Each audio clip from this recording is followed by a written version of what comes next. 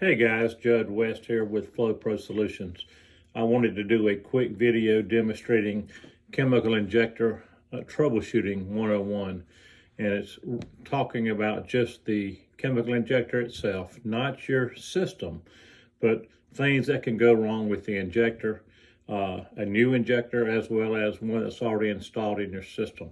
So I just want to clarify, this is not everything. This is troubleshooting 101 for downstream injectors, and future videos will show diagnosing problems within your system.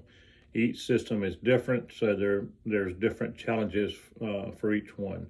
So for now, let's talk about the downstream injector. Let's begin with the chemical injector overview. As you can see from the picture, the body of the injector can be brass or stainless, and there's an inlet and an outlet, both 3/8 inch NPT, as well as a 1/4 inch hose barb that, if you look at the green circle, it houses an O-ring, a ball, and a spring, and this is what shuts off the chemical flow when you use low pressure and high pressure. It also has a nozzle inside the inlet side of the injector.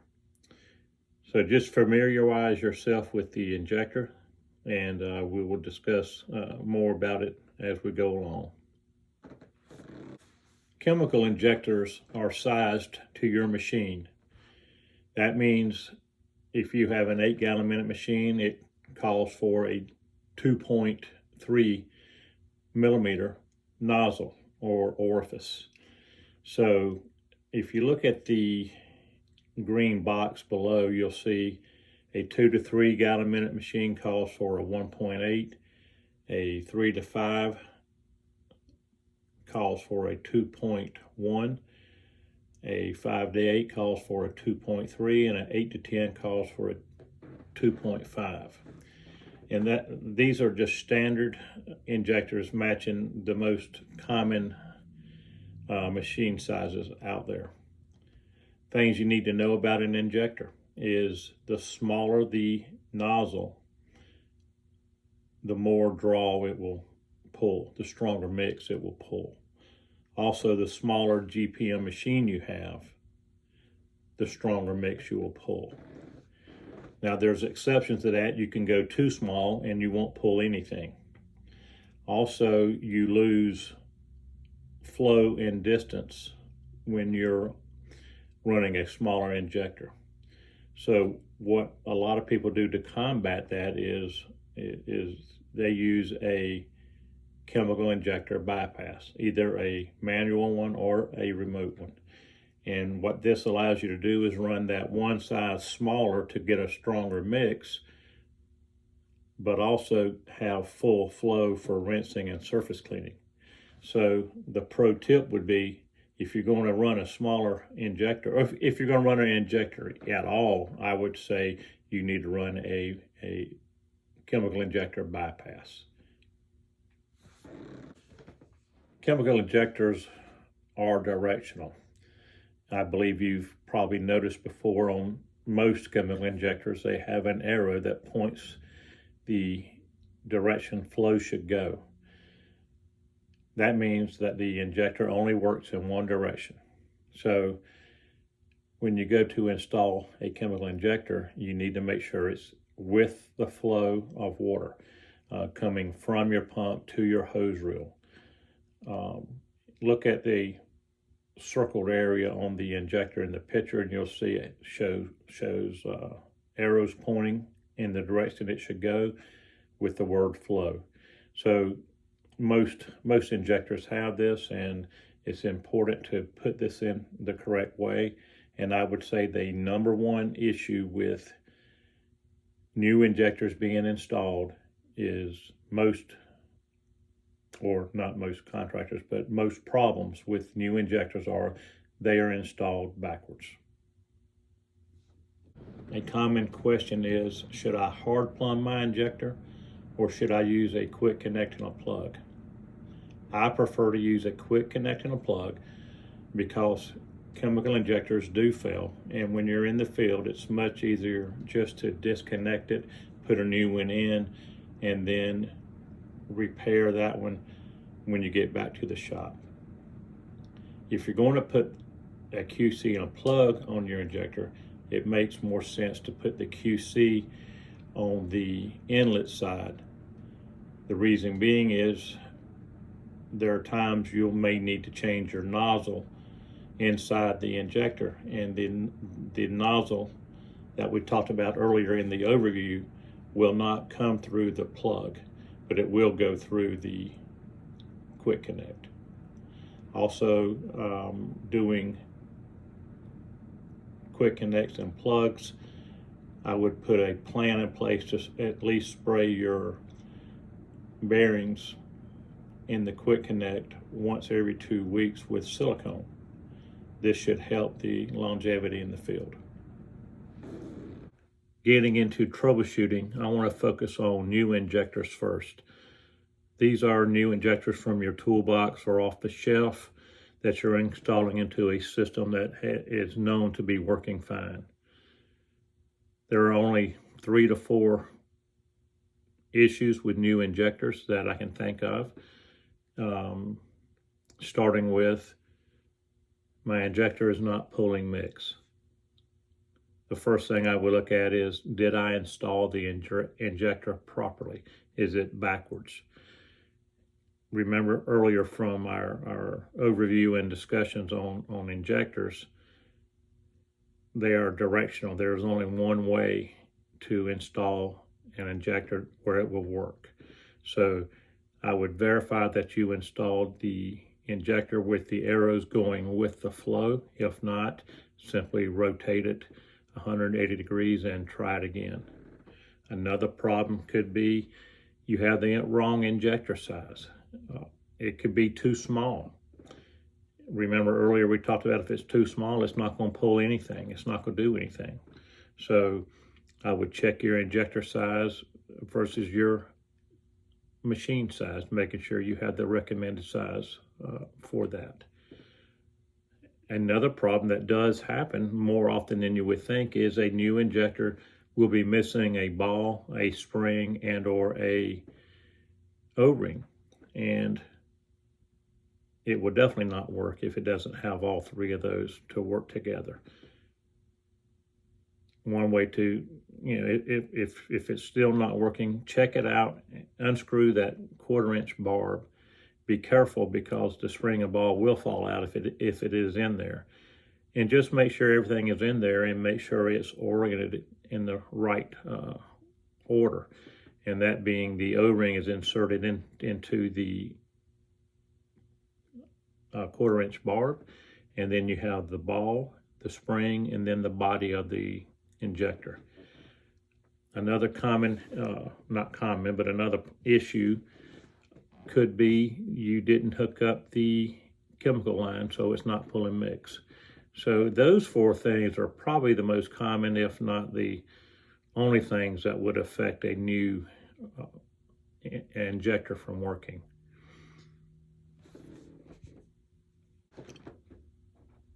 Let's talk about chemical injectors that are currently installed in your system and they just quit working. They worked fine for the last job, you come to this job, and it's just not pulling chemical. So the first thing I would look at would be to verify if the injector itself is working. And to do that, you would need to remove the chemical line and have the machine on and running through the injector. Now place your finger over the 1/4 inch barb to see if it's sucking air. And this will determine which direction you need to go to try to see what's wrong. If it is sucking air, we'll go to one step. If it is not sucking air, we'll move on to another. So this, to me, is the first thing to do because, again, it determines which direction you want to go. You want to go from the injector back to your chemical tanks, or do you want to go from your injector forward to your hose reel and gun? So this is the first step I would do. Assuming your chemical injector was pulling air, the first thing I would look at would be my chemical line and filter going into my tanks. And that is a common problem where trash gets in the filter or in the line and can clog it up. So I would simply just verify that my chemical line to my tank or tanks and filters are clean and debris free. Once you do that and the chemical is still not coming out, you could have a possible air leak in your line somewhere. And that could be from your injector to a manifold, if you have a manifold, if you meter your downstream, or if you go through fittings into your tank. That could be a problem.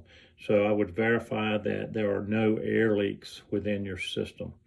And that could, those two issues can certainly cause a problem with your chemical not being pulled and the injector is working. So I would check that out, or those things first. Going back a few slides, we determined whether the injector was working or not, and we were trying to determine which direction to go. If it was working, we went one direction, and we've covered that. Now we're looking at if the injector was not pulling air, and which direction would we go. So the first thing to look at is the ball stuck to the O-ring inside the 1/4 inch barb. That is one of the most common problems with injectors, especially if they're not rinsed out much or if you overuse soap. So the simple answer to that is take one of your picks, a straight pick, and just remove your chemical line and take the pick and stick it in the end of the barb, and you'll be able to feel the ball there and feel if it's springy or not, or feel if it was stuck. You'll know when you just push on it, and that should solve your problem. You put it back together and it'll probably continue to work for a little while until it does it again. So this is a quick fix to get you through a job so you don't have to change things, or if you don't have a backup with you. However, this is a temporary fix, and it will happen again until you either clean it, or replace it, or rebuild it. So just know that this problem is a very common problem, and it's the first thing I would look at if your injector is not sucking. Another common issue would be a leaking O-ring or one that is worn out, and this is easily noticeable when you're in a low pressure setting especially. You can look at the quick connect on the injector, or even quick connects close to the injector. If they are leaking, then they are probably sucking air as well. So you want to look at that, and you want to see if you see any signs of leakage, and if so, go ahead and check your O-rings and change them out. It could also be leaking fittings at the same locations. So just verify that there's no air being sucked in, and that everything seems to be watertight and not leaking. Another problem regarding chemical draw or not pulling chemical would be your nozzle inside the body is worn out. This happens especially with people that don't rinse their injectors out, and chemical sits inside their injector all the time. They, even though they're stainless, they still deteriorate over time, and sometimes quicker than others. So the simple answer is to get a 5mm Allen wrench and remove your nozzle. Verify that it's good, and if it is, put it back in. If it's bad, you can replace the nozzle itself. They can be bought, or you can just replace the whole injector and fix the old or the bad injector when you get back to the shop. And that brings up a good point, is most contractors carry 1 or 2 extra chemical injectors in their toolbox ready with the the quick connect and plug on them. So it's a 30-second change. If you have a problem, you can diagnose your injector later when you get back to the shop. This way you're not working on your equipment at a customer's house or facility. This concludes the chemical injector troubleshooting 101 video. It is not all inclusive, but it does include the most common issues with new injectors being installed and with injectors that are already installed that are affected by the chemical injector itself or the related, directly related items with that. There are many other issues that could cause it not to pull, and those are discussions for the next video, which will include the downstreaming troubleshooting, which includes more of your systems than the injector itself. So thanks, and I hope this helped.